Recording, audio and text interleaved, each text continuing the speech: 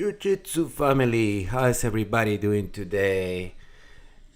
Friday, February 9, 2024.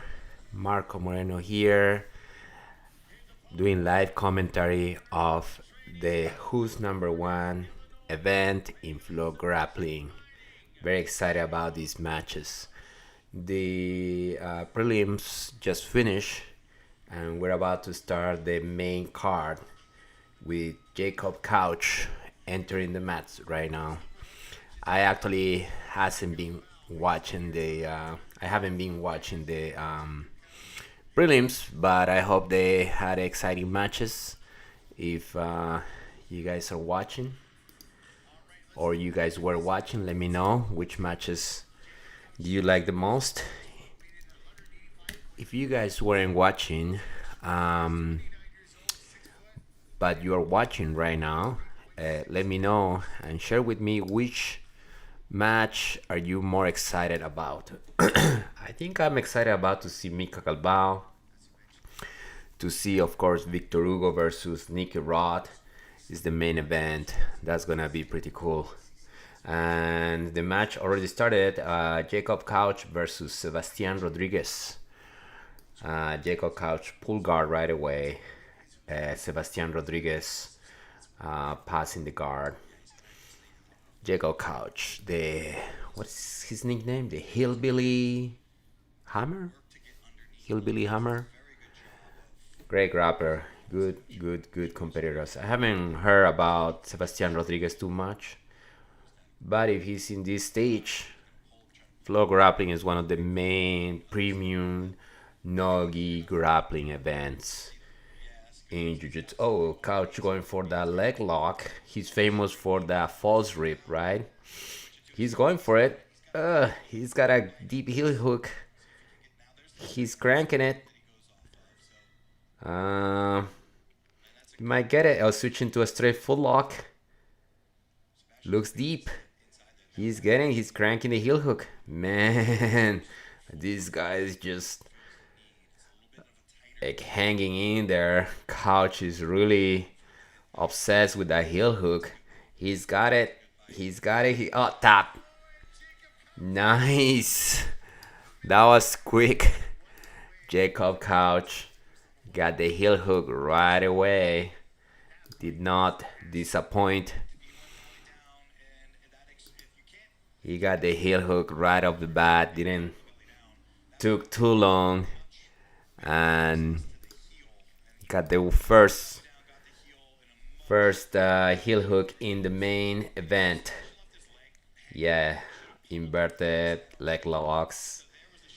Rodriguez defended pretty good. I mean, he was cranking from the beginning, and he lasted a few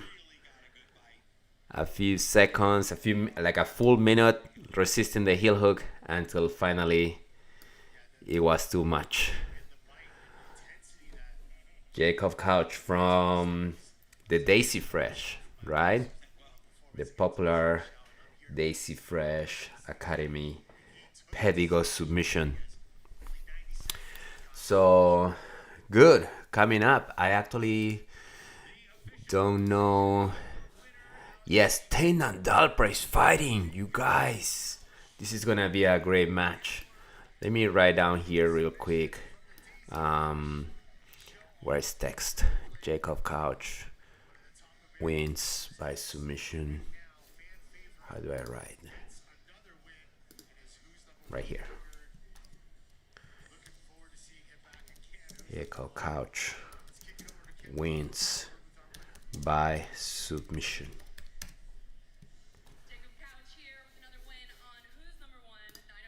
Great victory by Jacob Couch. Awesome. Being interviewed.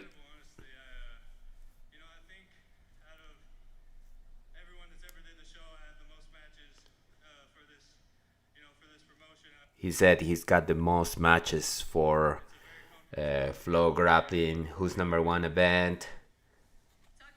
And he's just happy to be there. Man, Jacob Couch,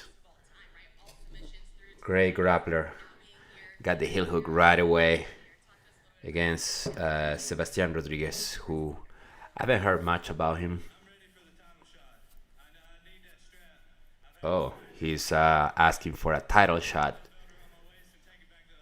He's Abu Dhabi 2023 East Coast Trial Champion, Abu Dhabi Las Vegas Open Champion, IBJJF Nogi Champion, and decorated grappler Jacob Couch. He didn't disappoint tonight.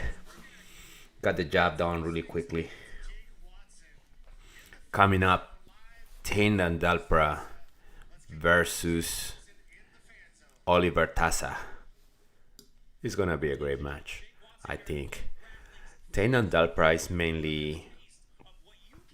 got known mainly for being a gi Jiu-Jitsu fighter.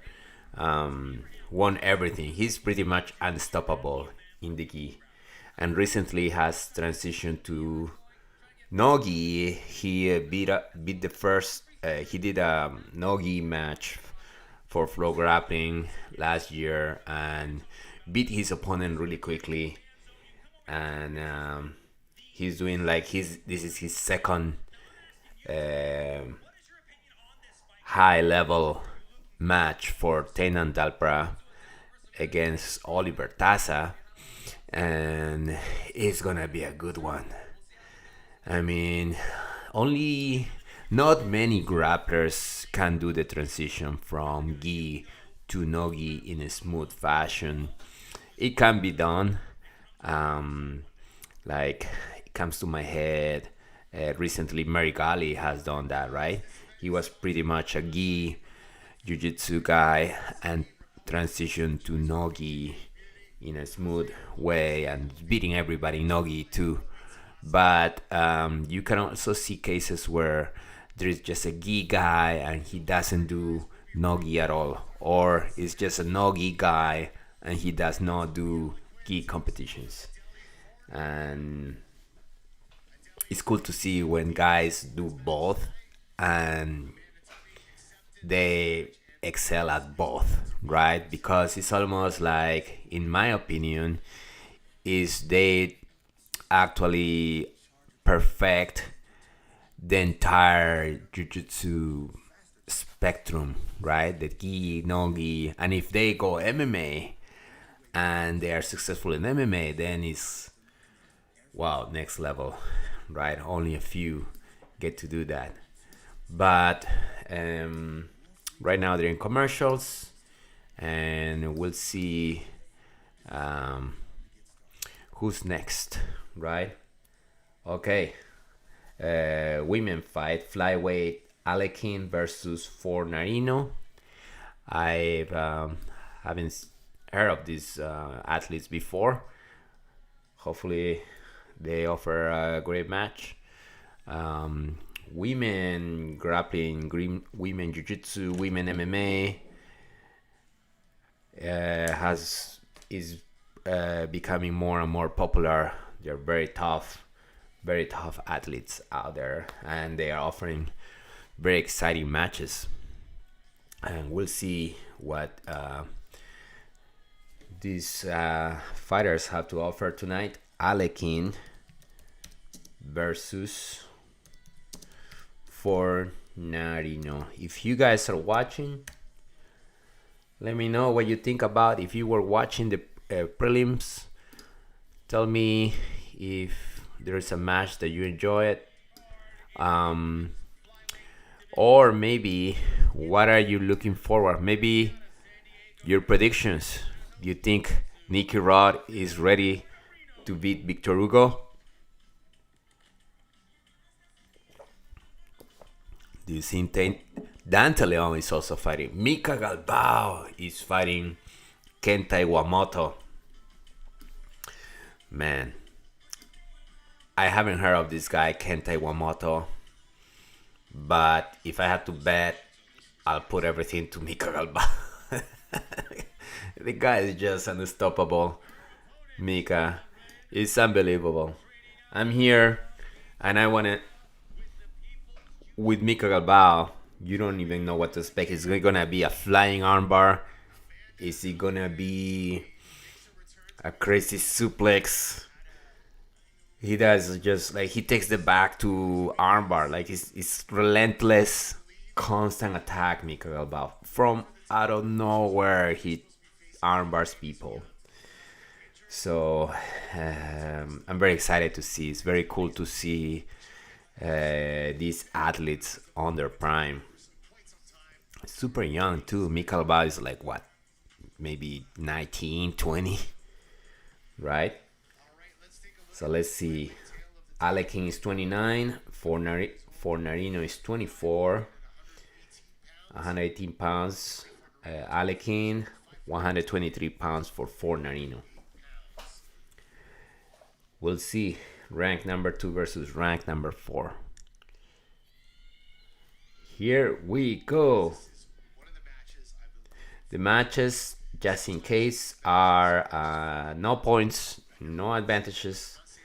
They're just submission only. If there is no submission, it's decided by judge's decision. So it's cool. I think it's a good format. Oh, Forinarino tap her right away. I just blink, and Alakin was tapping out. Full lock again. Right? Whoa. Was it a full lock? Oh, she's grabbing her knee. Alakin's grabbing her knee. Probably this heel hook. I didn't see it. Was it heel hook or straight full lock? Let me see the replay here. Let me see. So, oh, she pulls guard, gets under, like elevation, like a single X, and gets the straight full lock. It's just a straight full lock.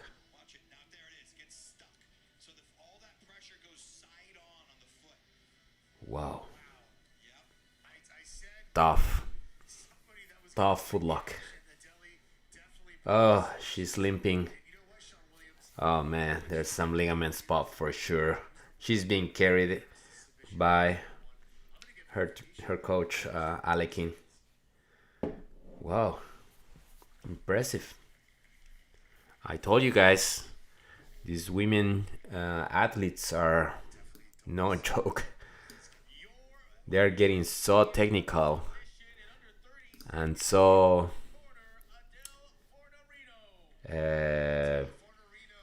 like submission oriented. It's dangerous.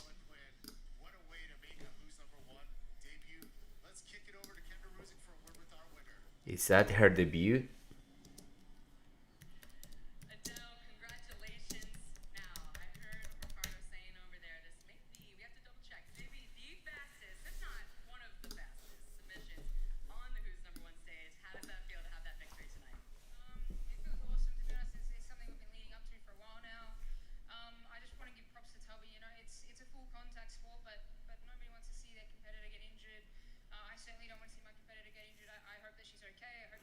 She said she hopes that her opponent is okay. It's just a contact sport. She just went for the technique.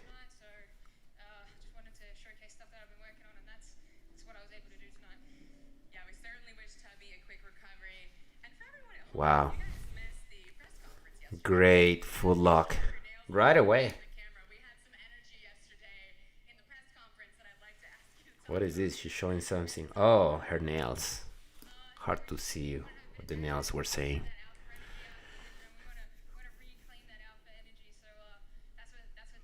Adele Forinarino wins by footlock 2023 IBJJF European Nogi Champion.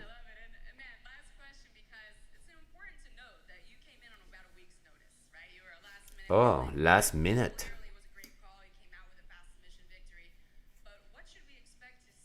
They call her last minute, like a 5 days notice, something like that.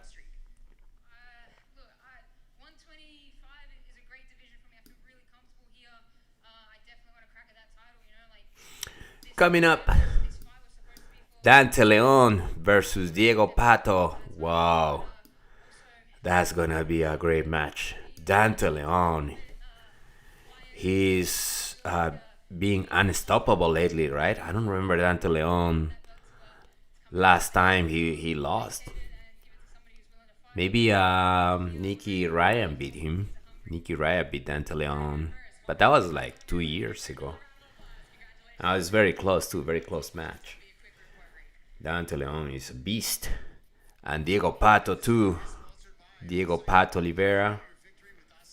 It's gonna be a great match. Diego Pato though is shorter, right? Doesn't even look like they are from the same division. So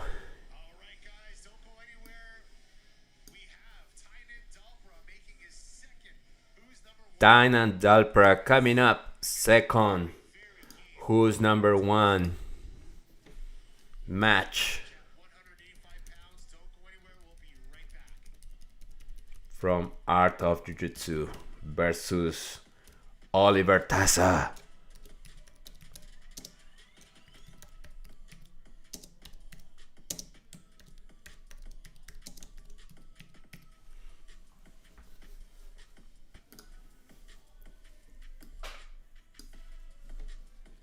Cool match.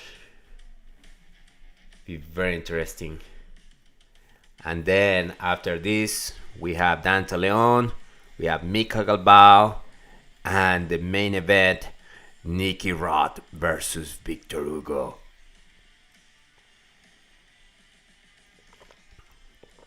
Victor Hugo is another one of those athletes that have done gi world champions in the gi, maybe even absolute world champion IBJJF Victor Hugo, but he's also a killer in no-gi, right? Versus Nicky Rod, he's just a pure no-gi guy. It'll be cool to see what happened in that match. They're in commercials right now. Tainan Dalpra versus Oliver Tasa coming up. Man, last Tainan Dalpra first match at Who's Number One. Incredible technique, right? Like I think he mount the guy and set up like a nest mount and threw the arm bar. Like solid jiu-jitsu. Tainan Dalpra. We'll see if I think it's not gonna be that easy with Oliver Tasa though. This one can go either way. The matches are scheduled to 15 minutes. No points, no advantages, only submission only. And after 15 minutes, if there is no submission, then it goes to decision, judge's decision.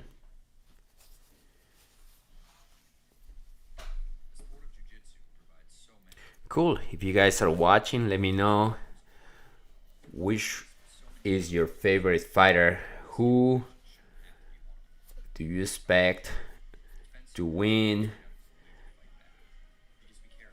What is your prediction? If I had to make a prediction here, we'll see. Let me see. Tainan Dalpra versus Tasa. This can go anywhere. This can go, man, that's a tough one. Dante Leon versus Diego Pato. I'll put my money on Dante Leon. Mica Galvao versus Kenta Iwamoto. That's a no-brainer. I had to give it to Mica Galvao by submission. This match, I don't see it going to distance.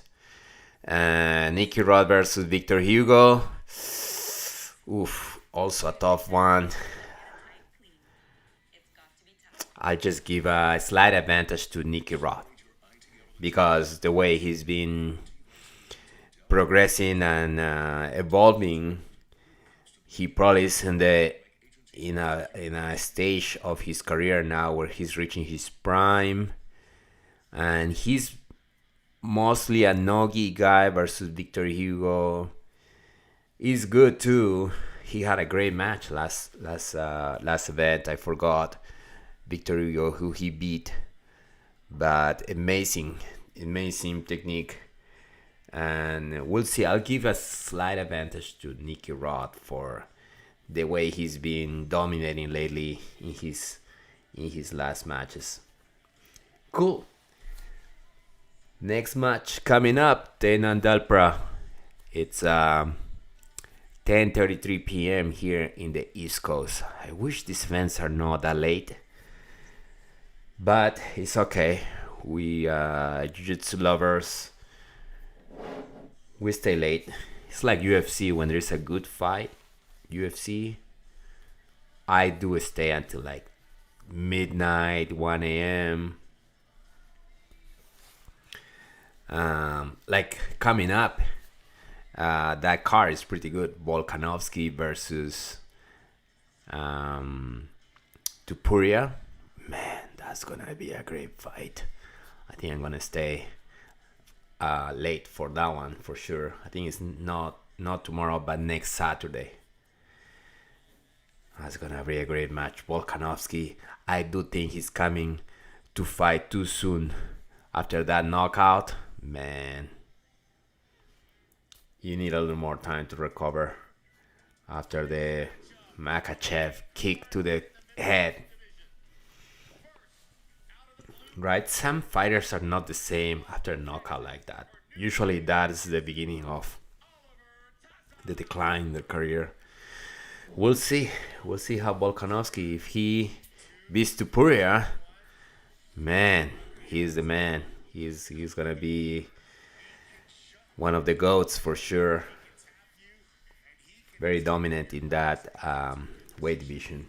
Oliver Tasa making his entry to the mats from New Wave. In the corner is Bodoni. Giancarlo Bodoni is in his corner. And announcing Tainan Dalpra right now.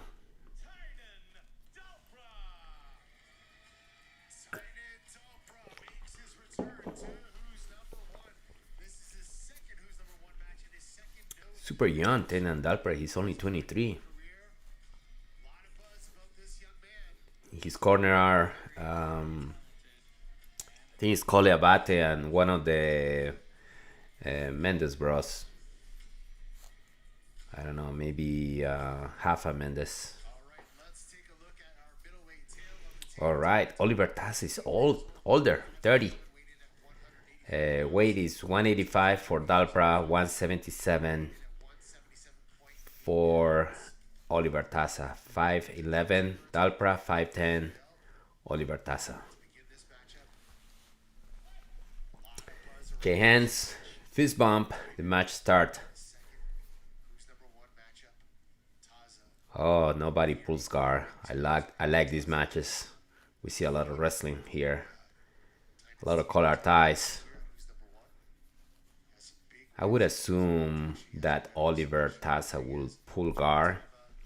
New Wave guys are more maybe they are known for having a better leg lock game, so I think that could be a good strategy for Tasa to beat a Tainan Dalpra, who's not known for a leg lock game, right? Gi guys are usually not a leg lock specialist. Of course, they understand the leg lock game, but not as much as these pure no-gi guys like Tasa. A lot of collar ties right now. The both standing, a lot of wrestling and hand fighting. A little arm drag by Tasa. Ooh, grabbing the leg, unsuccessful. Tainan Dalpra. I mean, Dalpra has good takedown. His last match, he took the guy down. I forgot about what takedown he used, but he's definitely got great wrestling. Great to see Dalpra. Dalpra got the single now.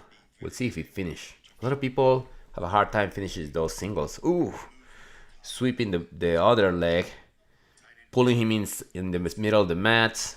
Tainan Dalpra still with a high single, chopped him and took him down. Dalpra just took down Tasa great. He snatched the single and then switched to like a high single leg, and now he's applying a lot of pressure from on top half guard. That wrist over there on Tasa's left side is a huge battle that he needs to win. That fight right there for that arm is so important right now. Dalpra on top half guard. Tasa on the bottom after being taken down with a single leg. Crazy roll. Yeah. Talk about the gear roll to the arms at the back, whatever. It'd be interesting to see what kind of The great thing about Dalpra is his guard passing, especially in the gi, right? We'll see if that transferred to his nogi. I mean, in the gi, he passes everybody's guard. So much pressure. He's applying a lot of pressure here too on Tasa and pass. See that? He's on has a body lock. Tasa trying to sit up. Got a body lock. Tasa standing up. Tasa managed to stand up. Ooh, he made it up. Awesome. Great escape by Tasa. Just when it looked like Dalpra passed his guard, Tasa managed to scramble back to his feet. But this was a great display of takedowns and pressure passing by Dalpra for sure. Dalpra also has a good bottom game, especially in the gi, right? But for sure his passing is what he's most known for. he's doing a good job so far, but if I had to call it so far, Tainan obviously dominated. Yeah, The match is 15 minutes and is approaching the 10-minute mark. or escape if he gets your back. That's a big deal for him. They both standing up. They both exchanging wrestling setups, hand fighting, collar ties. New wave jiu-jitsu team Dalpra took Tasa down already one time, and he's working towards getting another takedown. There it is. He's making him walk around. So he should paw at the legs, walk around. Getting out of bounds, going to the middle.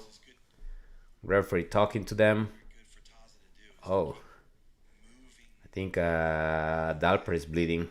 walking him around. Yeah, a little cut Dalpra has on his eyebrow. But he's back on the mat. They both wrestling right now. Match stopped at any cost. He looks very intense and very determined. I think he just doesn't want this momentum to stop. Yeah, Dalpra is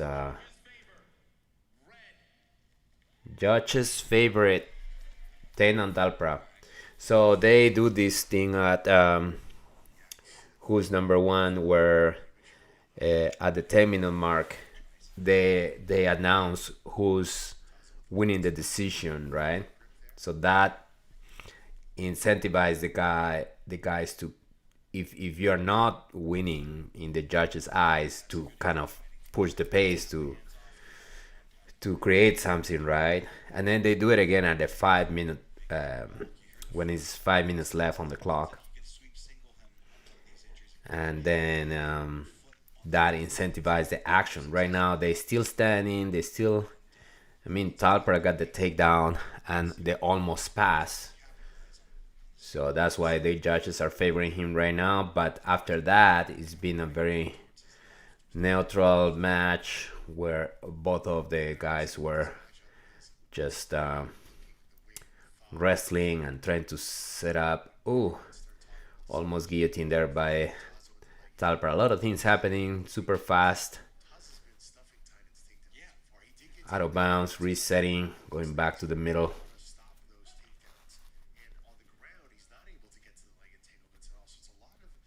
Dalpra showing a little bit of... Oh, another takedown by Dalpra. Another take. Another, it was like oh, right into a side mount. Tainan Dalpra took Oliver Tasa down for the second time and just passed his guard right away. Man, Dalpra is machine, passing machine. They restart in the middle with Tainan Dalpra side mount. Last match, Tainan Dalpra made it to mount and S mount and got the guy in an armbar. So we'll see if he can do the same. It will be cool.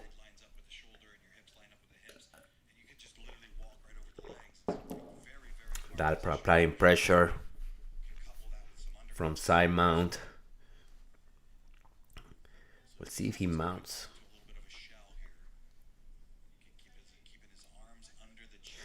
Tasa already escaped the side mount one time, went back up to his feet. But now he looks a little more tired.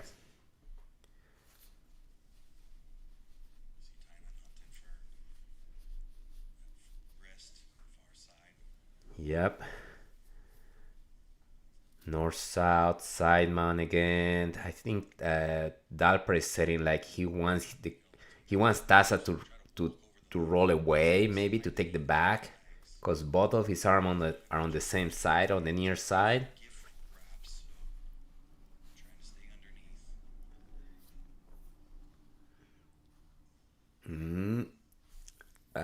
Tasa regarding. Tasa was able to get the half guard. Oh. He goes belly down. Dalpra going for a guillotine. And he's out. He's out. Ooh, now Tainan Dalpra going for the mount. He's got like a 3/4 mount. What a pressure by Tainan Dalpra. He's this close to make it to mount. Tainan Dalpra.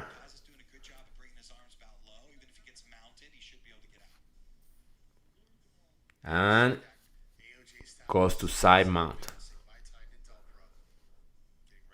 Tainan Dalpra back to side mount, and he's just holding him there. Tasa is going nowhere with this control. Amazing control by Tainan Dalpra. Trying to roll away, trying to get up, trying to Granby roll. Oh, Dalpra took the back. Nice transitions. And Tasa standing up. He's out. Oliver Tasa was able to create a scramble and managed to get back up to his feet. It took a lot of work though. A lot of work to escape that one. And almost 5 minutes left on the clock. Tasa has to make something happen here, like a good takedown, like a submission attempt. It's gonna be hard. He just tried a single, super weak. Oh, almost fireman's carry by Tainan Dalpra. Oh, and almost got caught in a guillotine too. Man, Tainan Dalpra looks a little more like with more stamina, stronger. Like when Tasa rather went for a single, it looks so weak and without explosion. And Dalpra is not even it doesn't even take too much effort to defend him. But when Dalpra goes for the legs, it's like his shots are weak by Tasa.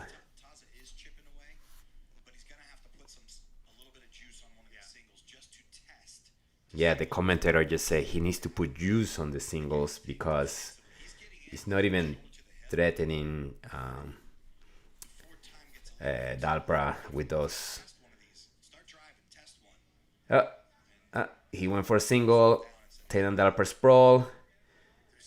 Run to the back.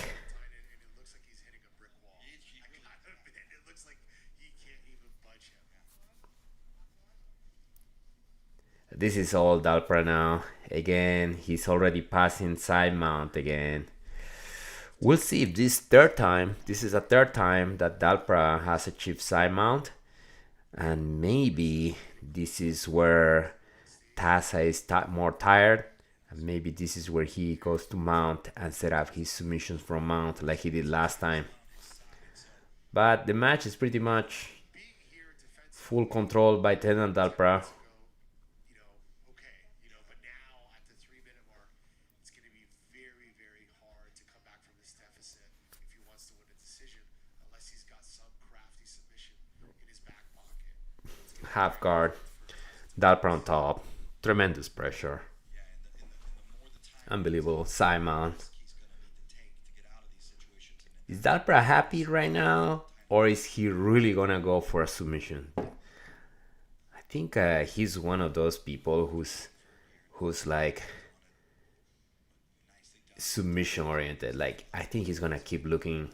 He's not gonna be satisfied winning by decision, because he keeps the pressure. It's not like he's just holding. He keeps working. But Tasa again trying to escape this bottom side mount position. It's almost like Dalpra wants him to roll away. Recover half guard Tasa. And he's out for a second. But Dalpra, Tasa needs to scramble, invert under, get some kind of leg lock attack. But he did not thread leg locks at all to Dalpra. This has been just a one-sided match, with Dalpra creating all the threats and takedowns and passes, and hasn't been a near submission attempt either by Dalpra, but he's been controlling the entire match. With 1 minute 36 seconds left, this match is already over. Knee on belly by Dalpra. We'll see if he pushed the pace in the last minute and look for a submission. Dalpra. He stops at about this half guard position, and then that's it. He'll just repass. Oh. Going for the leg lock? No. Dalpra gets out of the threat.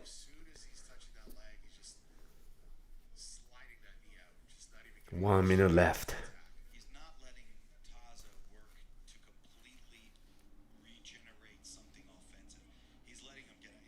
Frankly, he's kind of letting him get out, but only to a certain point. And then Commentators are saying that Dalpra is letting Tasa escape just enough for him to pass again. It's a way to tire you. Oh, drop into a leg lock. Dalpra, very sudden drop into a leg lock, but quickly gets back up to his feet when he realized he didn't have it.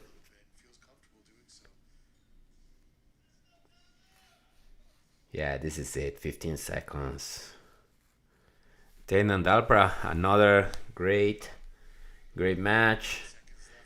He's doing his signature gator roll pass. That's a cool pass, right? I haven't tried it yet, but where you grab the pants and you gator roll, and then he's very good at that. Tainan Dalpra. Yep, they're doing replay.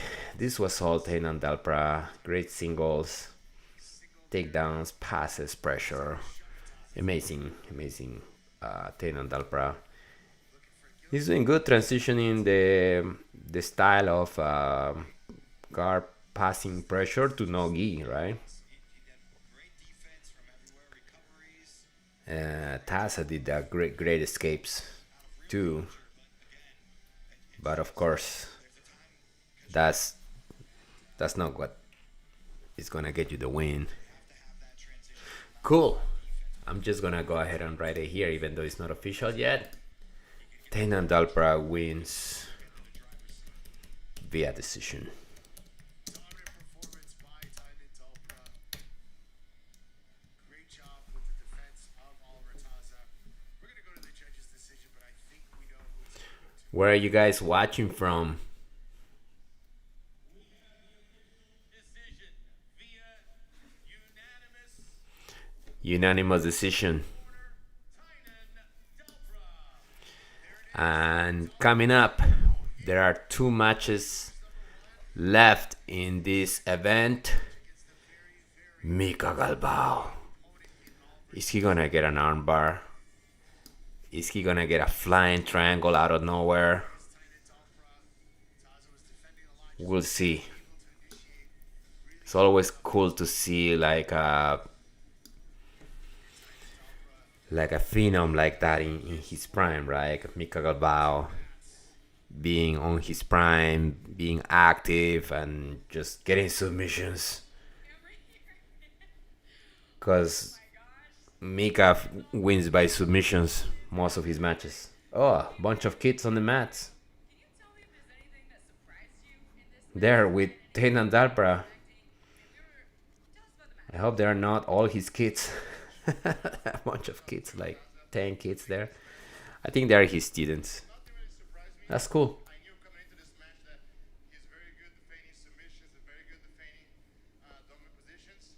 But maybe if I had some more 2 times IBJJF World Champion. And now making his transition to no-gi Tainan Dalpra.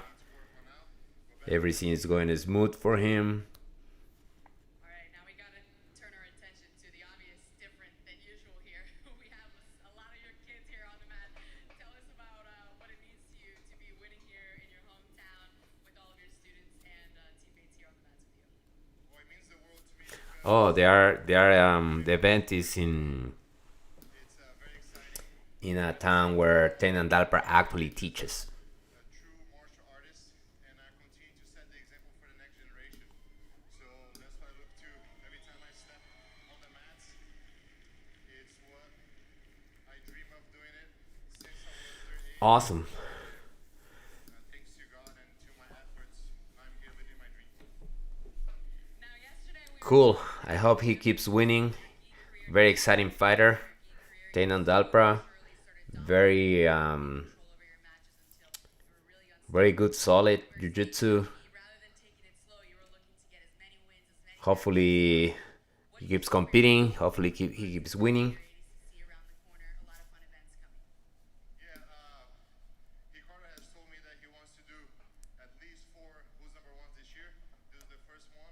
I hope to fight He's gonna all of them and just he's saying that he's gonna keep doing the who's number 1 events. continue to set the bar higher every time I step over here. Anything else you want to add in Portuguese? In Portuguese. I would like to thank my team that came out today, everybody from AOJ. He's not speaking Portuguese. Is there anything you wanna say in Portuguese? These faces are on the I think he's still speaking English. and hear a lot from them in the future. And yeah, I'm gonna stay in Portuguese. Oh, nice. Brasil, muito obrigado pela torcida. Muito obrigado pra torcida. Finalizar dessa vez, mas tem bastante coisa que eu preciso continuar trabalhando na minha carreira. He said he's gonna keep working in his career. He didn't get the submission this time. Ferramentas aí vindo dessa luta que eu posso continuar trabalhando. E tô muito feliz de estar lutando aqui He's very happy. na frente dos meus alunos, essa molecada toda. E vocês podem ter certeza que vocês vão ver muitos desses que estão aqui pisando tatame agora, sendo campeões mundiais e dominando. He said those kids that are on the mats, they're gonna be the future world champions. Time for Tainan Dalpra, our champion, and of course our team here on the mat. I understand a lot of Portuguese. I don't speak it though, but This event is sponsored by Kickset BJJ Software, rated #1 by Kickset's athletes in yeah, I mean when you're around Brazilian Jiu-Jitsu so much, you get to pick. The other thing about it is so similar to Spanish. So I speak Spanish, so you get to connect the words and kind of make sense of what he's trying to say. Anywhere, guys, we're gonna have our first Cool. title matches coming up after the break. Dante Leon Whoa, Dante Leon coming up. Against the 145-pound featherweight champion of who's number one, Diego Pato Oliveira. Oh, two champions. So coming up next, guys, don't go anywhere. We'll be Oh, I think. All right. They're doing like a champion from one weight class with the against the champion of the other weight class. Correct? That's what's happening. Yeah, I think Diego Pato, he fought Baby Shark last time, and Baby Shark got hurt. Remember? I think that's why he's now the champion.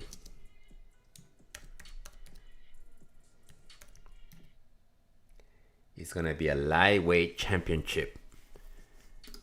Diego Pato versus Dante Leon. I think Pato this is gonna be a full action match. They are of course lightweights, but they are both exciting fighters. I don't know why I tend to lean towards Dante Leon.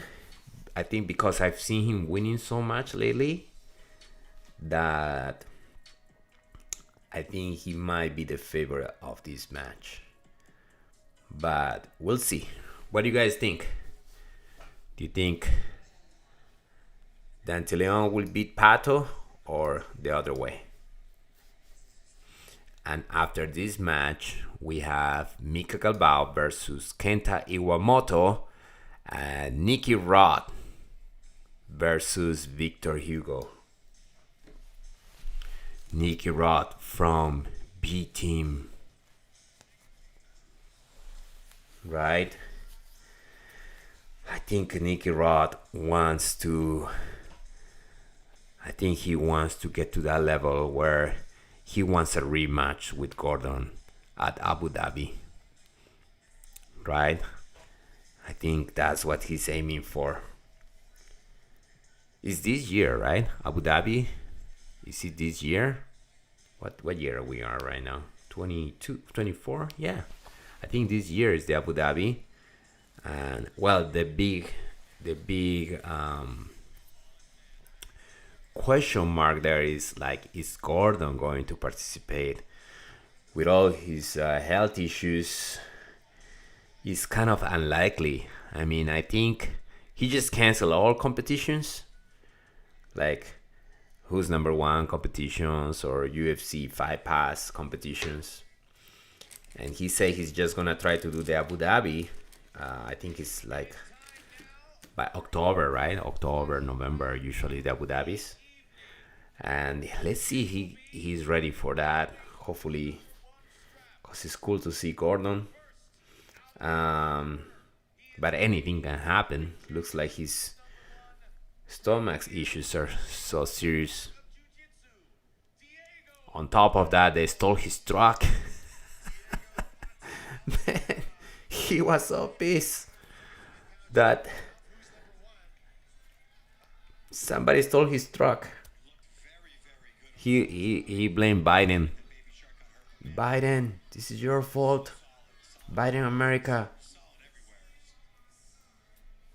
I mean, they stole it from his driveway.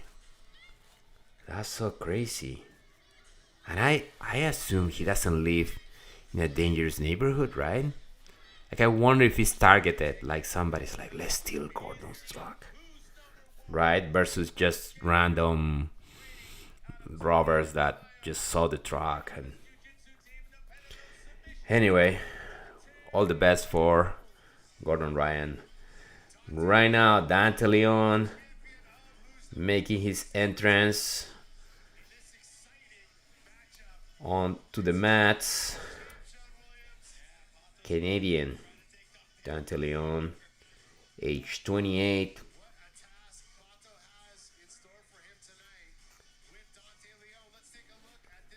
Yeah, Dante Leon 28. Diego Pato 24, 5'8", Dante Leon, 5'4", Pato. Pato is significantly shorter, 155 pounds, Dante Leon, 153 pounds, Diego Pato.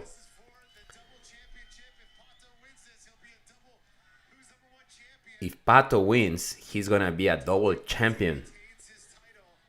So Pato is stepping up, right?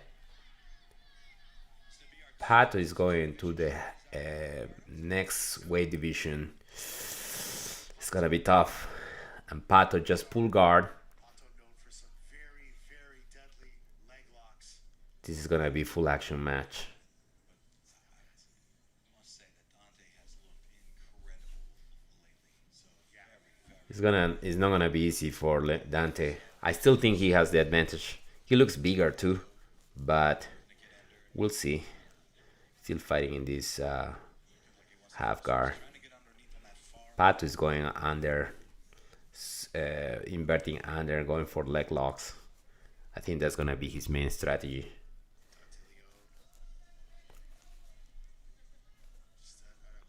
There is a very loose leg entanglement right now. Both of them are kind of sitting down. And now Dante will come up on the combat base. A little false rip by Pato. Pato on the bottom working. Leon on his knees, attempting to pass Diego Pato's guard. Diego Pato is art of Jiu-Jitsu, and Dante Leon representing Adames Jiu-Jitsu and Pedigo Submission.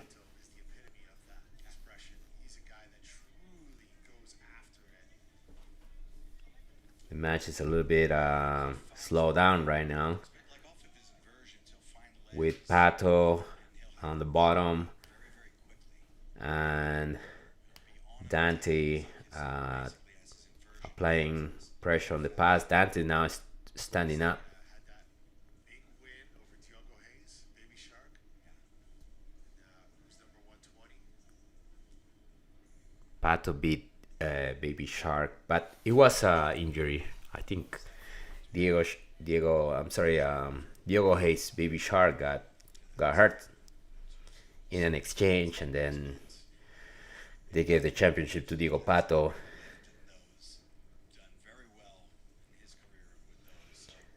Dante passing, attempting to pass Pato's guard, which is a nightmare to pass this guard, of course.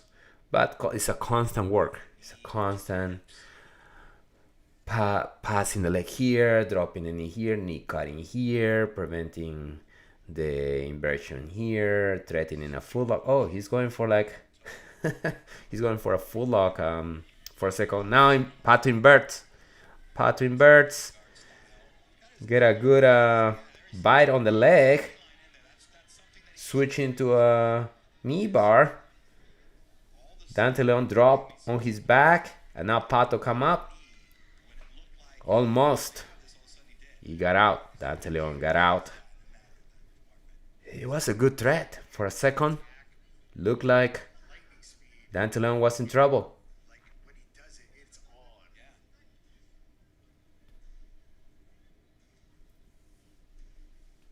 It's funny, Diego Pato, very quiet guy, but after his last Who's Number One match, he actually called for this match. He said, I want to go up, I want to fight. Oh, they're saying that Diego Pato actually called out Dante Leon. It's a match that So he wanted this match. And now he's got it. that opponent had to withdraw from the He competition. looks like he's on fire, Pato. He's working, non-stop working from the bottom.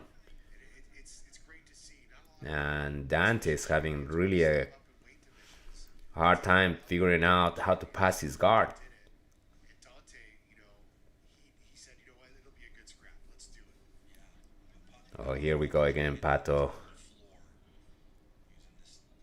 Here we go. He's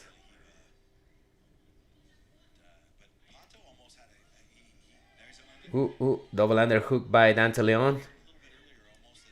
Passing Dante. Dante Leon has a good double underhook pass.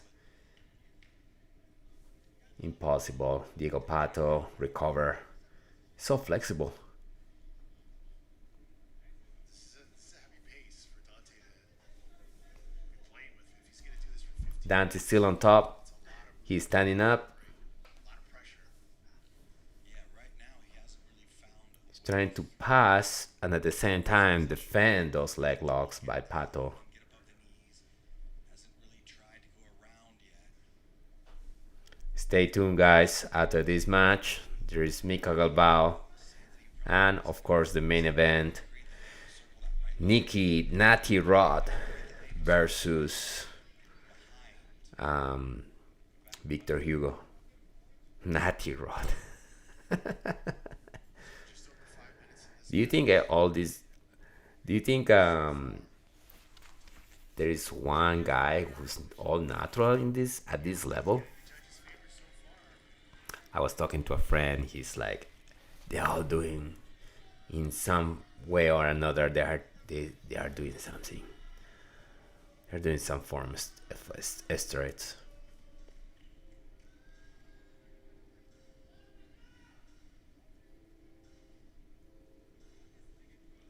Anyway, here we have same position really with Dante Leon.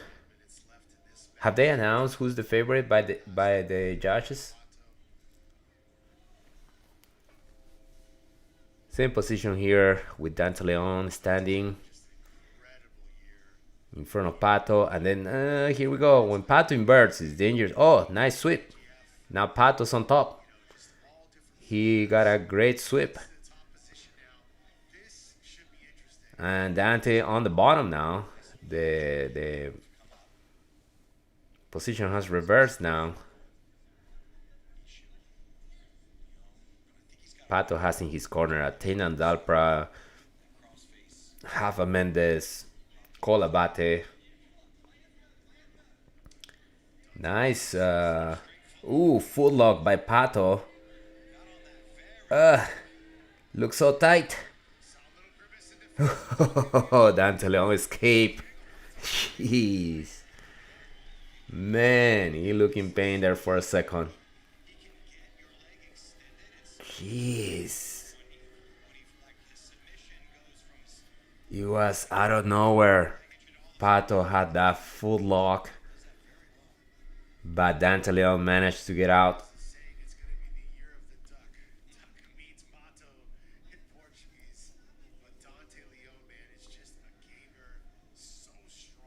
I mean, at this point, if he goes to the distance like this, Pato is being more active. He got a sweep. He attempted a couple of submissions. Dante Leon is having a hard time passing Pato's guard, attempting anything that will give him the victory in the judges. But the judges' criteria here, Dante is not really threatening a submission or a pass or creating a threat.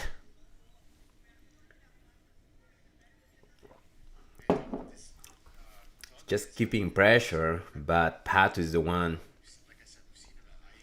who's bringing the action here.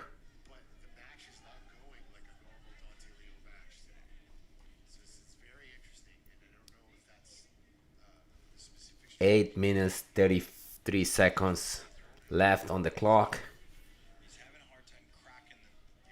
Yeah, another attempt by Pato. Oh, tap. Pato just heel hooked Dante Leon. Wow. This is unbelievable. This is awesome. This is great for Pato. Everybody's celebrating, all his team, all the kids. Dang. He got Dante Leon on a heel hook.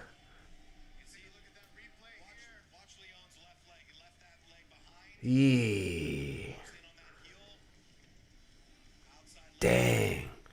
So now Pato is a double champion. Nice. Nice. Good for him. Diego Pato just submitted Dante Leon, and he's also the champion. He has 2 belts. Good for him.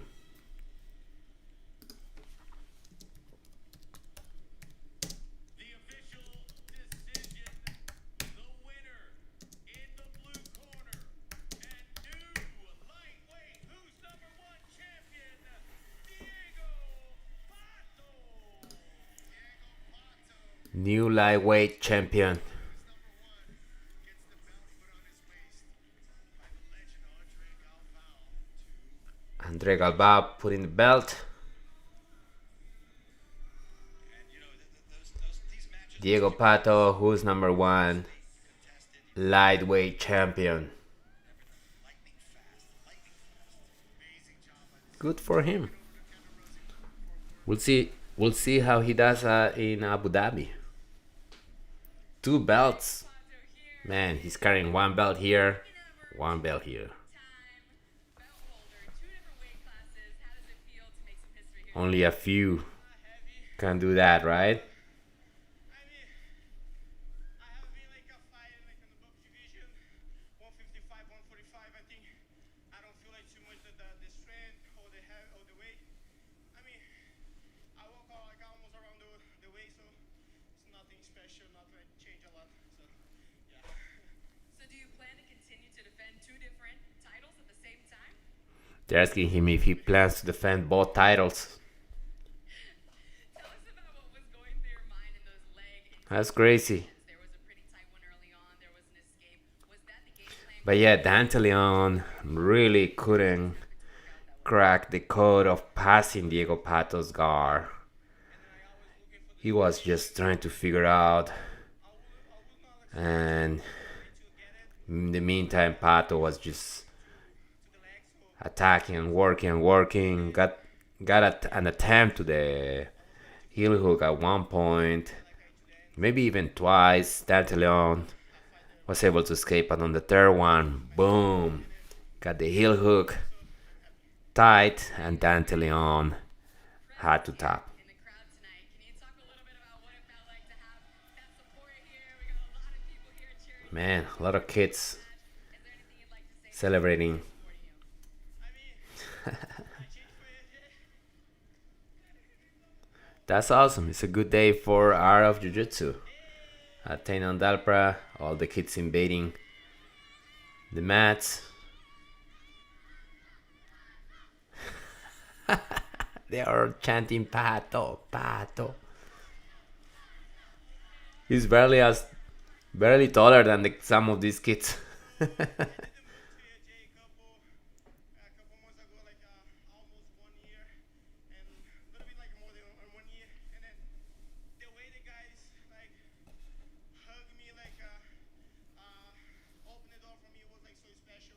Especially everybody, like no one like laugh, but like everybody like support me well, and like this make a lot of difference.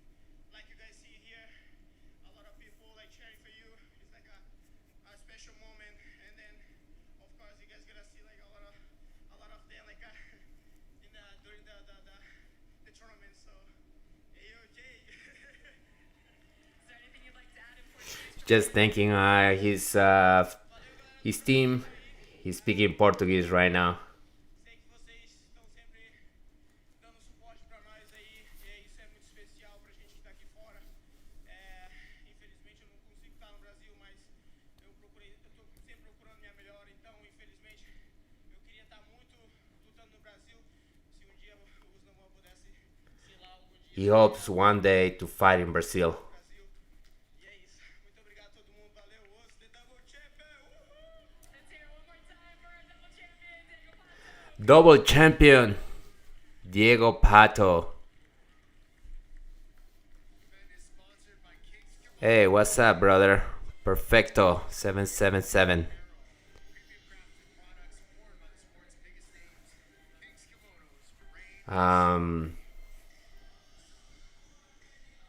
Yeah, Mica Galvao coming up. Coming up next, guys. Don't go anywhere. It's Mica Galvao. Bro, I don't know who this guy is. Mica Galvao's opponent, Kenta Iwamoto. I have no doubt the guy is good. But Mica Galvao is on fire. He's been on fire. I think last time he lost was with was it Kate Rutolo, right, at the Abu Dhabi's. But other than that, Mika is beating everybody, getting flying arm bars, getting flying triangles, and it's gonna be. I'm here for the surprise. What is he gonna surprise us with, right? Yeah, I never heard of this guy Iwamoto, for sure.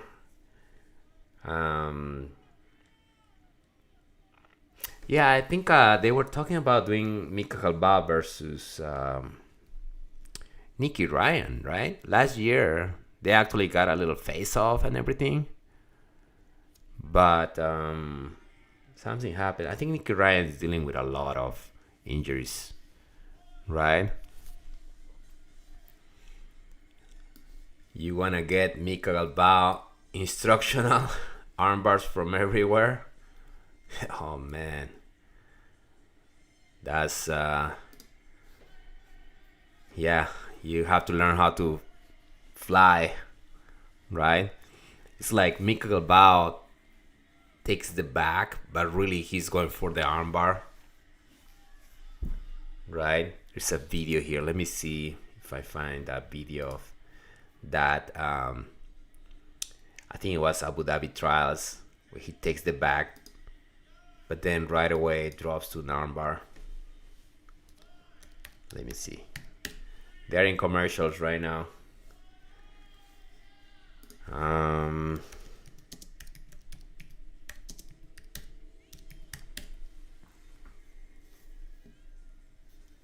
Yeah, this one. Coyote armbar. Yeah, let me see if I can show you guys real quick. It's Coyote armbar. Oh, it's because it comes from the Coyote half guard, right? Check it out. I'm gonna show you guys.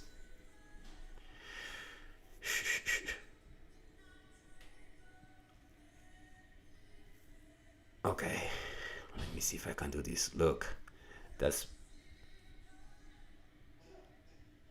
Oh, wait, hold on. Give me 1 second. Mica Galvao. Coyote. Look, what is this? This is just crazy, man. Look, one more time. Coyote coming up. Going to my armbar. What is this? You guys, give me 1 second. I need to go check something. And then I'll be right back.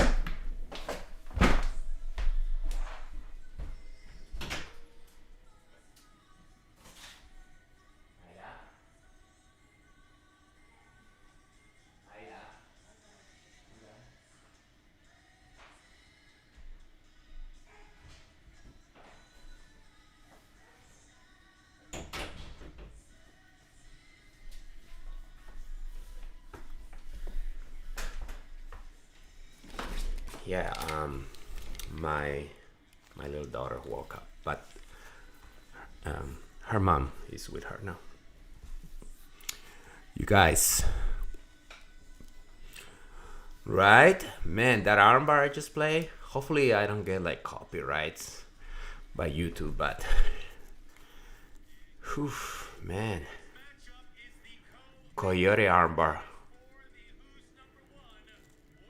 Yeah. It requires a special kind of athleticism. Look, I am 46, right? I don't think I can do that. Like,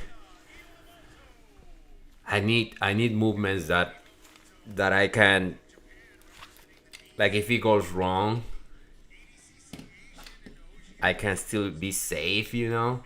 But if I jump like that and it goes wrong, I'm gonna break my back, my spine. Anyway, I mean, sometimes you have like this guy Iwamoto, right? Like sometimes you have surprise. Like recently, a lot of people has been talking about Joseph Chen. Came out of nowhere and beat up good guys at the Abu Dhabi trials. So haven't heard of Iwamoto. He must be good if he's here. But it's gonna be tough to stop uh, Mica Galvao. Oh, somebody. Thank you, Artur Suave. Yes. So he's asking me about my online training, right? I launched an online site, Mastery Jiu-Jitsu Online. I offer courses for students who would like a guide from zero, like the basics course, the combat basics. Because I feel like Jiu-Jitsu should be learned as self-defense first. That's my philosophy. I come from Helson Gracie, so he's all about Jiu-Jitsu for fighting, right? Pisao, clinch, takedowns, block punches, top pressure, or guard, punch defense from guard. And then from there, you watch that course, you test if you want, and then you move to the next course, which is the Sport Jiu-Jitsu Gi. And then you do a sports gi attacks, and this is gonna be gi defense basics, and this is gonna be no gi, and like that. But anyway, thank you for asking, brother. It's going well. Thank you so much. Thank you everybody who has bought the membership. It's only $10. Check it out. I have free lessons there. Cool. Oh, the match just started. Mika goes for the Uchimata. But Iwamoto has stopped that Uchimata. Man, Mika has a sick Uchimata. And to stop that Uchimata, Iwamoto, it's pretty good. It's like strong legs, both of them. Like three trunks. They're not very tall, but they look like strong athletes, you know. So Iwamoto with a double underhook. Armbar. It's crazy. The guy thought he took Mika down. Mika just launched the armbar. Almost got it. Nice scramble. They go back up to his feet. He's not gonna try to take him down again. Like you try to take Mica Galvao down, and all of a sudden your arm is in danger. Like, how did this happen? I had to replay this and watch in slow motion. You see the guy taking Mica Galvao down. You're like, oh, he's taking Mica Galvao down, and then his arm is being extended. Luckily, he escaped. One more time. Iwamoto took him down. Mika already has a triangle. Mika is cranking the triangle. He's deep. He took Mika down. Mika right away went for armbar, triangle. Back to armbar. Iwamoto escaping. Oh. Bro, his arm. How did he resist that armbar? Is this guy made of rubber? Jeez. He went for a triangle armbar. They went out of bounds. The arm was bent like the opposite way, right? They reset to the middle. Bro, how did he survive that? Iwamoto. But you know what? You attempt something on Galvao, Mica Galvao, and you are about to get your arm extended, broken, or triangle, or something, man. Look, again, Iwamoto goes for single. Galvao already has the guillotine. Galvao already has a Thai guillotine here. He's deep. He's going on mount. He's gonna finish, I think. He's deep. His guillotine is deep from mount. Oh, he let go. Oof. He let go and preferred to secure the top half guard. You see, You take Mika down and you're already getting caught in something. Crazy, man. Well, you know what reminds me of like Marcelo Garcia, right? Guillotine. Kron Gracie versus that Abu Dhabi. Oh, Mika now mount so much pressure. Mika just mounted on Iwamoto. It's crazy the level of Mica Galvao is great to watch too. How a young guy, young athlete like this has achieved so much dominance in the sport. Remind me of Marcelo Garcia. Oh, Iwamoto. Iwamoto is out. Good keeping. Iwamoto just escaped the mount. Back to his feet. Iwamoto is being escaping. He's been surviving. But so far, besides surviving, it doesn't seem that he's gonna find a way to beat Mika. It appears that he takes him down or he gets something, but it's just Mika setting up some form of submission, right? Arte Suave is asking, has Mika and Cole Abate ever fought? I don't remember. I don't think so. I think Cole Abate just got his black belt. He was doing gi for a while, right? Like as a purple belt, I remember. I think Cole Abate is just starting doing no gi matches. I don't think they have fought before. Mica Galvao. I don't know if the guys who are watching can give him a better answer. But these guys, Iwamoto and Mica Galvao on the mat, on the center of the mat. They haven't. Yes, Mica Galvao hasn't fought Cole Abate. It'll be a great match.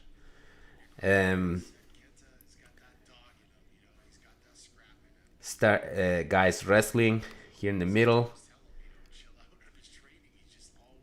You see, like Mika just kind of let him pick up his leg, right? Ooh, nice foot sweep.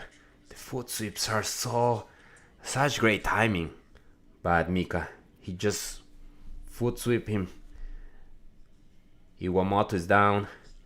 Mika passing. Great guard by Iwamoto. Oh, double-hander hook by Galvao. They're about to go out of bounds. Nice sweep. Sweeps push him. The guys go flying. Great timing, right?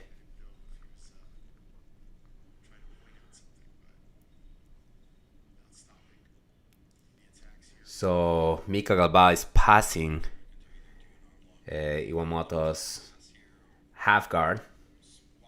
Scramble. They go back up to their feet. And they're gonna reset to the center of the mats. 8 minutes, 15 seconds left.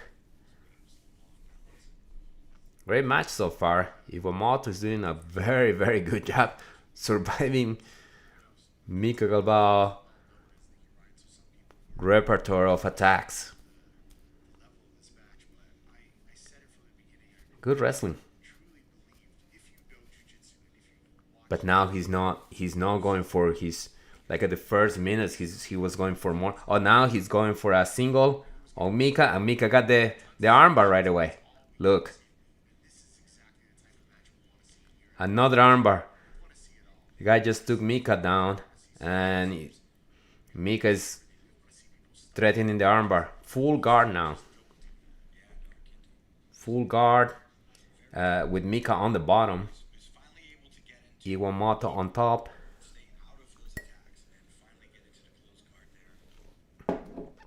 Let's see what Mika can work from here. He's got an overhook on Iwamoto. Iwamoto's hands are on the ground. It's almost like the wrong thing, right? Because you get Kimura, but now he's posting on the shoulders, standing up. Mica Galvao's guard is open now, and great job by Iwamoto. Now he's putting pressure now. He's putting pressure on the pass. Good. I mean, he survived.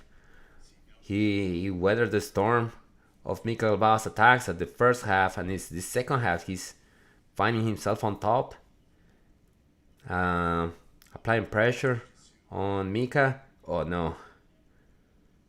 Oh no. He's getting a no. The elbow's out. Mika went for an armbar again. And this guy sees armbars everywhere. And Mika back to his feet. Back to his feet. Man, great match. Good match. Imagine if Iwamoto take him down, pass his guard, and submits Mica Galvao. That would be huge for him. Mika look tired? I don't think he looks tired. He has slowed down. Like his armbars are not that don't offer too much of a threat. Of course, he tired a little bit, but he still looks good.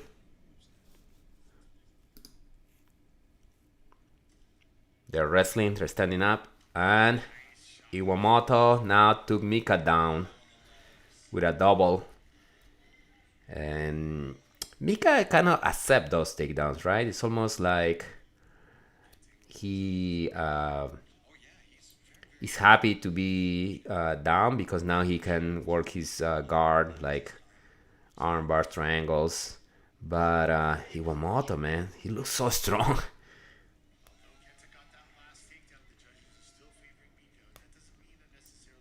Mica Galvao trying to control that left arm by Iwamoto and maybe throw a triangle from there. Oh, omoplata now. Omoplata by Mika, now switch to armbar. So sick, the omoplata. Man, this guy is awesome escaping. Oh, now he got a guillotine now. He's got a guillotine. Iwamoto on the turtle position. All fours.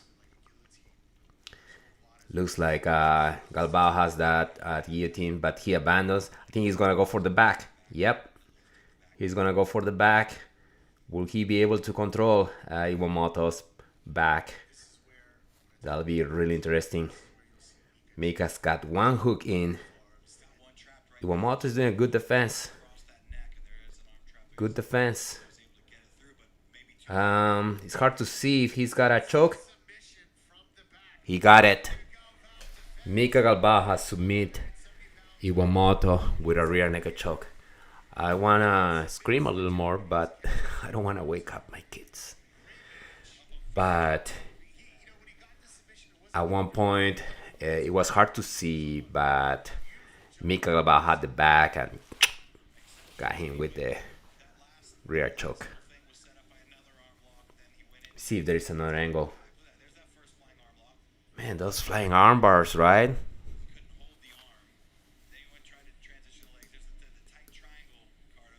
Look at this. Look at this. How this guy's arm didn't break.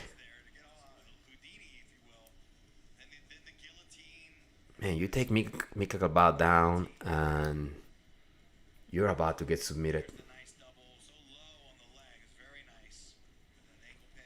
Yep, this was the omoplata armbar that started everything. Then the guy rolled, exposed his back, and then Mika was working the hooks, but the arm got in.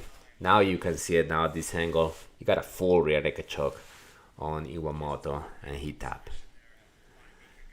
Oh man, Mika is being unstoppable. It's gonna be tough to stop Mica Galvao. He has an instructional on BJJ Fanatics about armbars from everywhere. I thought Perfecto was joking about it. Oh, so he does have one. Cool, I'll check it out. I don't think I'll be able to throw armbars like Mica Galvao, like flying armbars. I cannot do that at my age. Awesome. All right, guys.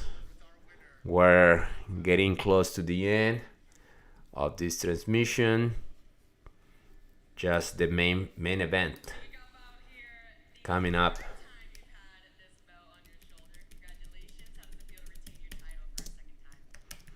So Mica Galvao is retaining his title for a second time.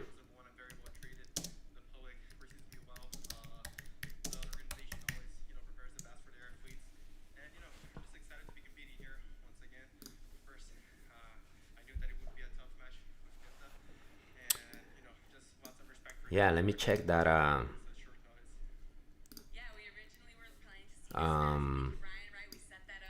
Is there a trailer of Mica Galvao's armbars from everywhere? I'll check it out. Look.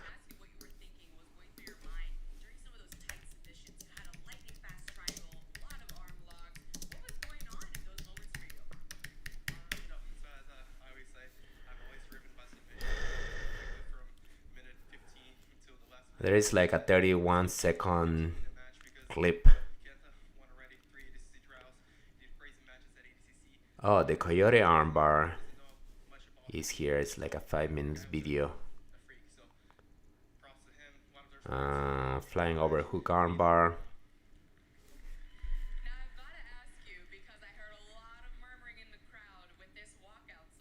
Coyote armbar. They're talking about a walkout song.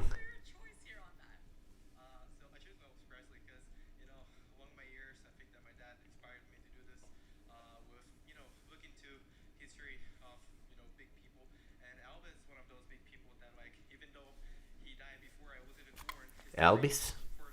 Was it an Elvis song? Alright, guys.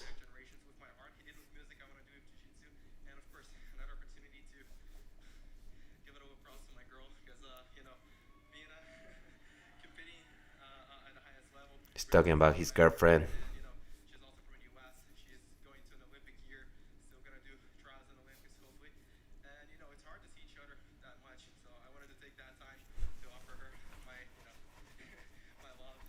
Let's look at another Mica Galvao's armbar here. Let me share this with you guys. This is it's not tonight's armbar. It's from a previous event armbar. Look. Overhook. Beautiful flying armbar attempt. Look, I cannot do that. Even if I buy his instructional. And he gets a submission. Mica Galvao. One more time. Check this out. This is versus Andrew Tackett. Look, overhook. He's already. Man, the guy never saw that armbar coming. Anyway, cool. Alright, guys. We're getting close to the end here with the main event. Nicky Rod versus Victor Hugo. Natty Rod. Who was calling him Natty Rod? Was it Craig Jones? Victor Hugo, the IBJJ absolute champion, versus Nicky Rodriguez. Coming up soon. Who you guys have this as favorite? I think if I had to bet, I mean Victor Hugo is an animal too. Like Gordon couldn't submit Victor Hugo at the last Abu Dhabi, remember? He was the only guy who Gordon couldn't submit. And then he has beat a lot of great people. But Nicky Rod has been evolving. He's more as a nogi specialist. If I had to put my money, I'll put it on Nicky Rod. Also, he has the wrestling, right? I mean, yes, it can go to either way. What do you guys think? Is Victor Hugo able to beat Nicky Rod? I guess Victor Hugo is a little bit more technical. Nicky Rod sometimes it's a lot of athleticism. I mean, he's getting better in terms of like setting up things and kind of sharpening his techniques, Jiu-Jitsu techniques. You see a little bit more Jiu-Jitsu versus before. It was just wrestling, right? A lot of wrestling and kind of rough around the edges. But now he's becoming a little more technical, Nicky Rod. So we'll see. He still has the athleticism, the explosiveness. I think in that department it's gonna be hard to match against Victor Hugo. He does this fake guard pull, and then he does the wrestle up, where you think he's sitting down and then boom comes up and just double leg people. We'll see he try one of those against Victor Hugo. They're in commercials right now, and then the main event. Thank you guys for watching, and if you have a chance, go check out Mastery Jiu-Jitsu online. I'm gonna plug my video courses. I feel like a lot of times we go to online, like YouTube, or especially like advanced people, you probably can figure out technique because you already have some basics, like a foundation. But for a beginner, it's very hard to put the pieces together just watching YouTube, without having the fundamentals, or going to a BJ Fanatics and seeing like master the deep half guard when you still haven't mastered like basic positions. So my idea was to create a digital platform, which is Master Jiu-Jitsu, which will take a new student in a systematic way. You learn this first, your curriculum of beginners, and then you go here with gi, beginner gi, attacks, defenses, fundamentals, and then no gi, boom, boom, boom, and then intermediate. So that's my project. If you guys want to go check it out, masterjujitsuonline.com. Awesome. Waiting here.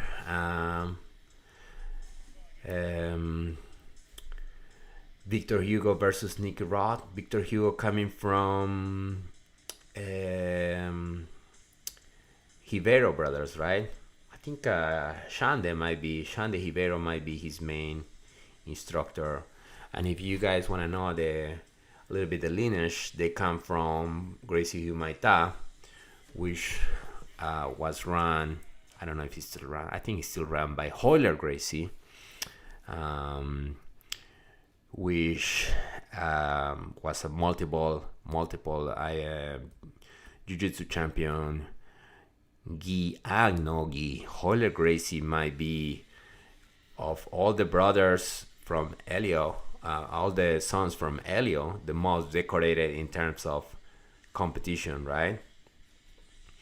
I mean, he was like at the right place at the right time when IBJJF started doing Pan Ams and Worlds, and then the Abu Dhabi came. Hoyce was doing UFC, and Hickson was doing Pride, but Hoyler, he was doing a lot of these competitions like Abu Dhabi, just pure jiu-jitsu competitions, and Pan Ams and IBJJF. I mean, he was good, man. Hoyler was good. That's why in 2003, when Eddie Bravo tapped him, it was just unbelievable that an unknown brown belt Eddie Bravo tapped the great Hoyler Gracie, right? And Eddie Bravo made a career out of that. um, anyway, so then Humaita created a bunch of champions, and including the Salo Rivero and his brother Sean de Ribeiro, which moved to United States. I think they become independent now from Muay they are doing more the six. I think it's called the Six Blades Jiu-Jitsu organization, and Victor Hugo is one of their main athletes and champions coming from Six Blades. Nicky Rod is already on the mats, and now they're announcing Victor Hugo. We'll see what happens here.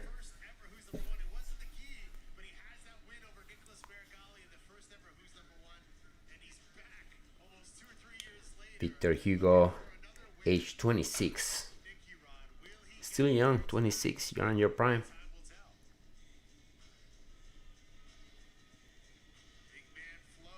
And of course, Nicky Rod from B Team. They're heavyweights. 26 Victor Hugo, 27 Nicky Rod, 6'4 Victor Hugo, 6'3 Nicky Rod, 264 Victor Hugo. He's heavy. 264 pounds, 228 pounds Nicky Rod, so lighter. And the match starts. Nicky Rod doing the what I was telling you guys, sitting and coming up, but Victor Hugo just jump guard. And it was gonna play like this, right? With Nicky Rod trying to pass Victor Hugo guard, and with his famous body lock pass. Nicky Rod has a good body lock pass. And I think that's what mostly this match is gonna play, with Nicky Rod attempting to pass Victor Hugo's guard, and just relentless pressure. Nicky Rod with green rash guard, green shorts with purple on the sides, and Victor Hugo with gray rash guard, gray shorts. And Nicky Rod keep attempting butterfly by Victor Hugo, switch to half guard, and stop. A lot of little adjustments, right? Like the micro adjustments.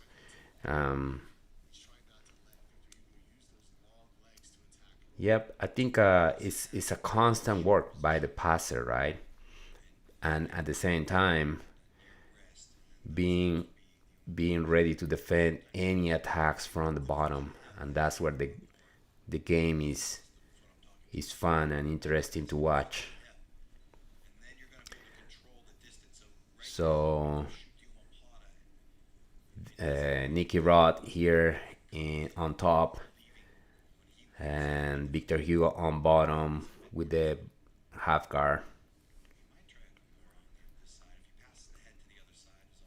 Nicky Rod he's an athlete. Like, he doesn't get tired. He's put pressure at the entire time, constant work. But we'll see. Dante Leon has kind of like the same characteristics, and he got heel hooked by Pato, so we'll see. Yeah, Victor Hugo doing like outside the La Hiva on Nicky Rod, back to that half guard position with a low knee shield.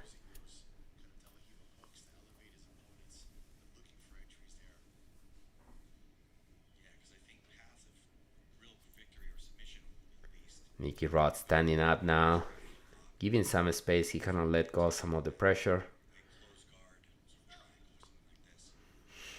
They stop, moving them to the center.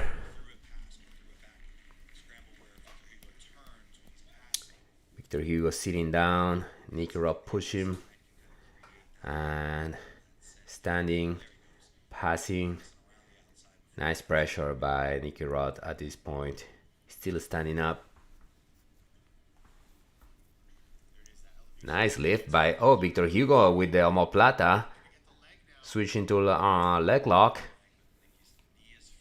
Great sequence of attack by Victor Hugo. I don't know where came out with a omoplata and leg lock, but at this point, Nicky Rod is out of danger and recovered and back on top, trying to pass. Cool attack by Victor Hugo. The match is 15 minutes. We're about like 11 minutes left on the match. And it's no points, no advantages, submission only. And if it gets to, if the time runs out and there is no submission, then it's a referee decision. No, not referee decision, judge's decision. Good, Nicky Rod passing still. He's on his knees right now with Victor Hugo with some kind of butterfly hook.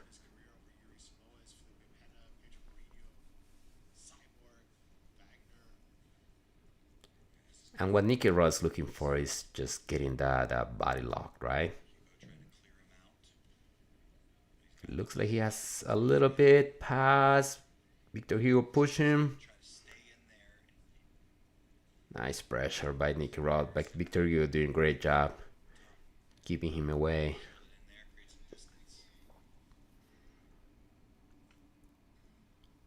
Yeah, it's gonna be tough to pass Victor Hugo's guard for sure.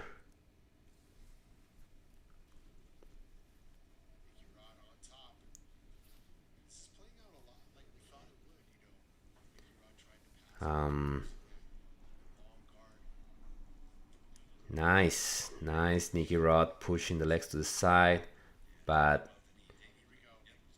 Victor Hugo is not letting him achieve any of the body lock pads that Nicky Rod likes to do, right? Oh, and the judges are favoring red, which is Victor Hugo. Interesting. I think it's been pretty even right now.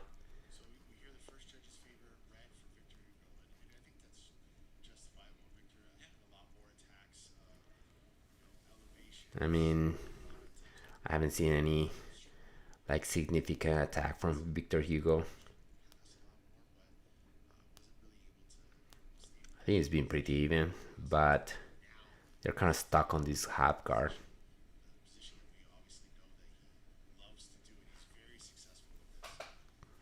I think the match is gonna pick up at the last 5 minutes.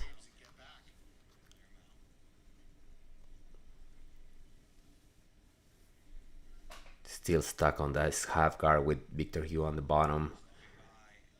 Ooh, nice pass. Okay, Victor Hugo, now that I remember, he had that omoplata, right? Omoplata leg lock. So I think that's why. I think that counts for the judges.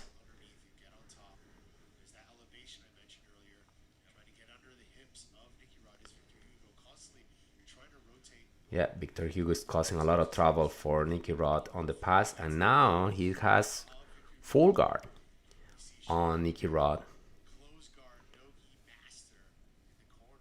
Close guard for Victor Hugo, and we'll see if he can implement some kind of attacks from his close guard, Victor Hugo. Nicky Rod is standing up. Nope, Victor Hugo pulled him back down, controlling his posture. And then still on the close guard, Victor Hugo kind of came up because Nicky Rod leaned back so much that allowed Victor Hugo to come up. But I don't know if he can create any sweep from here. No, Victor Hugo pull him, break the posture down, still in the close guard.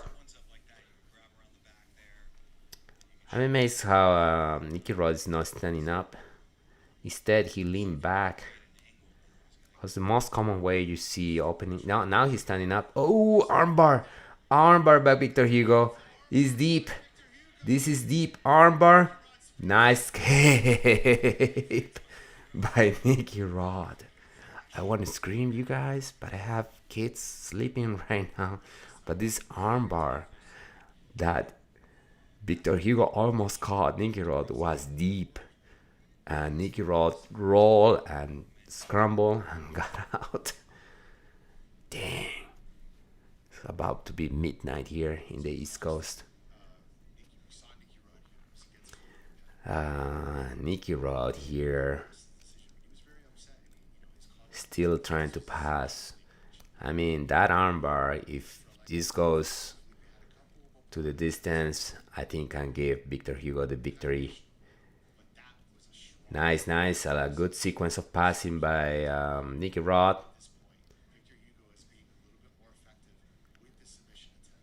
Yep. He's forcing Victor Hugo to go total.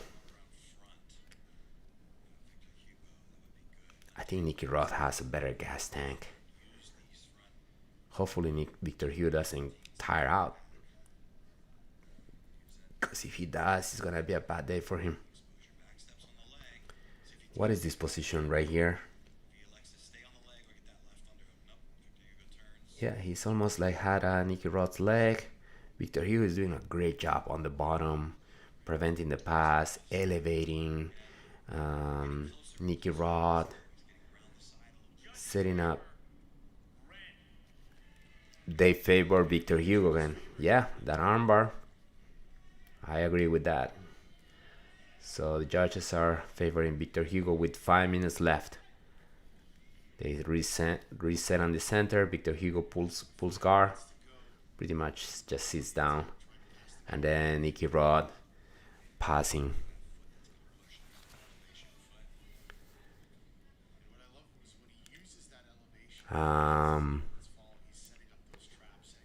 Oh, I haven't been reading the comments.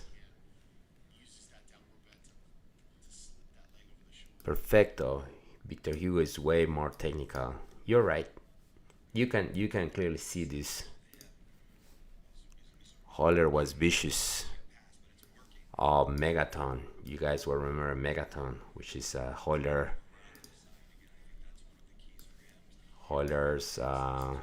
one of Holler's best students and the father of Mackenzie there. Anyway, going back to this match with 4 minutes left, Nicky Rod is having the hardest time passing Victor Hugo's guard, but he keeps trying, keeps attempting. Victor Hugo now is on the leg. Is he gonna get a leg lock? Oh, Nicky Rod just spins and he's out of trouble. Oh, now this is a good position for Nicky Rod. He's going direct to mount. Nicky Rod found himself passing the side. Nope. Victor Hugo recover. Back to half guard. That was a very close pass by Nicky Rod. Victor Hugo, though, he managed to recover.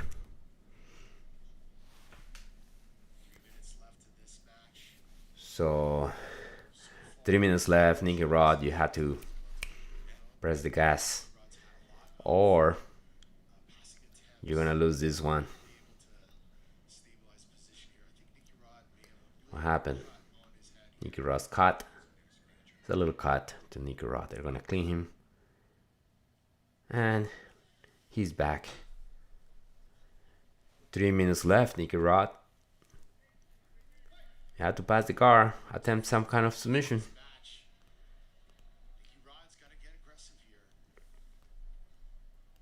Yep, the commentator just said Nicky Rod has to get aggressive right now.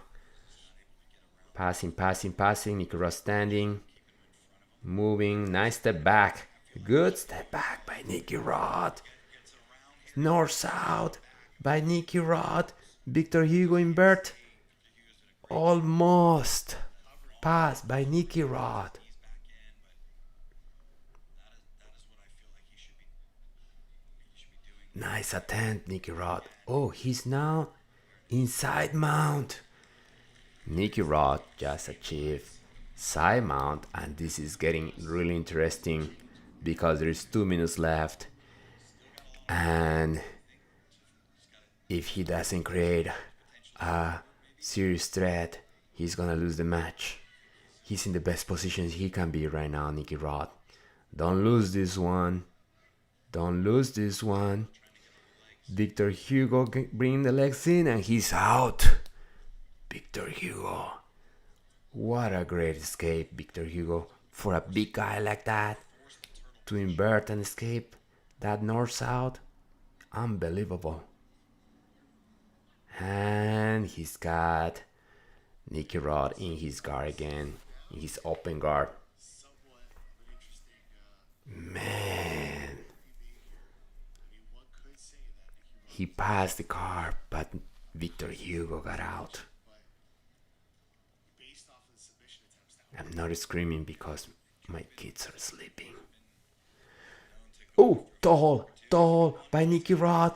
He's got a tall. And Victor Hugo spin out. It was kind of like a desperate tall. I don't think it's gonna be enough for him to win. There's only 50 seconds left. Only 50 seconds for Nicky Rod. Less than a minute to go. Nicky Rod trying to pass those long legs of Victor Hugo. Victor Hugo doing a great job. Oh, Victor Hugo just swept him. That's Shandy Rivera right there. Victor Hugo just swept Nicky Rod and just is about to take his back. Nicky Rod in the total position. Victor Hugo mount. Victor Hugo is about to go to mount. Nope. Nicky Rod turn. Belly down. Mount. Nicky Rod's such a beast. He escaped the mount, back mount, and the time is over. This is gonna be a Victor Hugo match. Nicky Rod knows it. He's not happy. And the way the match ended with Victor Hugo threatening the back and the mount, this is gonna be a Victor Hugo victory. Right there, the legendary Shandy Rivera on his corner. Great work by Victor Hugo. For a big guy like that, it's amazing Jiu-Jitsu. J-Rod is in Nicky Rod's corner. Where's Craig Jones? That armbar was super deep. How do they escape these armbars? J-Rod and Nicky Rod, they have great armbar escapes. Like against Mica Galvao, couldn't armbar J-Rod, remember? And then the match ended with Victor Hugo threatening the back, the mount. Nicky Rod was able to escape, but I don't think it's enough. All right, we're going to go to the official judges' decision here. We see what the judges say.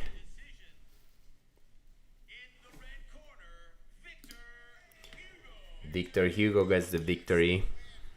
Here at Who's Number One, a big win in his career over Nick Rodriguez. Wow. First ever Who's Number One. He won over Mica Galvao. Victor Hugo is back. Just defeated Nicky Rod, one of the best in the business. Great Huge win for Great win by Victor Hugo. Great match. Good work. He was the only guy who Gordon couldn't submit at the last Abu Dhabi. He ran through everybody. Even Galvao, remember? A couple of years ago. Victor Hugo said he's confident in his technique. fast. I think I played the match against his A game, and I was able to win. I got the armbar, got on top at the end, I got an armbar, I got on top. really pushed the pace. Yeah. Thank you, everyone, for being here. All my training partners. Thank you to my training partners. With you having some recent big victories, Yep, you called it. victory over the 80s. I was wrong actually. I think I put my money on Nicky Rod. I underestimate Victor Hugo. Technical ability. Amazing guard, man. It makes sense. Each victory for me is a chance to show my value and where I stand, and I believe I stand at the top of the heavyweight division, and I'm here to stay. This is his chance to show his value on the heavyweight division, and he's here to stay, says Victor Hugo. Being here with us, and we can't wait to be back for another Great Who's Number One. Awesome. Oh, Arte Suave. Hugo will one day beat Gordon Ryan? You think so? We'll see. That'll be great if they fight again at the Abu Dhabi. If Gordon even returns, right? Like, man, who knows? He doesn't look like he's doing well lately. I mean, he's doing well because he's selling all those instructionals, but you know, with the stomach issues, it's pretty serious. And then they stole his truck too. Like, he's so pissed about that, right? Anyway, great matches, you guys. Thank you so much for staying so late and share this stream. Yeah, let me go real quick over some of the results. I didn't see the prelims, but Jacob Couch got a quick heel hook on Sebastian Rodriguez. Tainan Dalpra beat Oliver Tasa. Dominated, right? Didn't get to submit him, but dominated him for sure. Diego Pato heel hook Dante Leon. That was a surprise. I was all wrong this card, by the way. Forinarino beat Amanda Alakin. I think it was a footlock. Mica Galvao was just unbelievable tonight. And Kenta Iwamoto, it was a surprise. He survived a lot of arm bars from Mica Galvao. At one point, I thought his arm was going to get broken. And he did good takedowns on Mika, but eventually he succumbed to Mica Galvao's attacks and tapped to the rear naked choke. And Victor Hugo showed amazing Jiu-Jitsu display against Nicky Rod. Attempted a omoplata, a deep triangle. At the end, he not triangle, sorry, a deep armbar. And at the end, Victor Hugo swept Nicky Rod, took the back, mounted. Nicky Rod kind of escaped, but it was a good finish for Victor Hugo, and he got the decision. And that's it. We'll wrap it up. That's what you get when you pump your body full of steroids. Yeah, I mean, at this level, it's fun. It's hard to think that these guys are all natural, right? Like, who can believe that they all in some way or another doing something. Even Mica Galvao, right? He got banned in IBGF. He got popped for some kind of substance. Anyway, thank you, Arte Suave. Thank you, guys.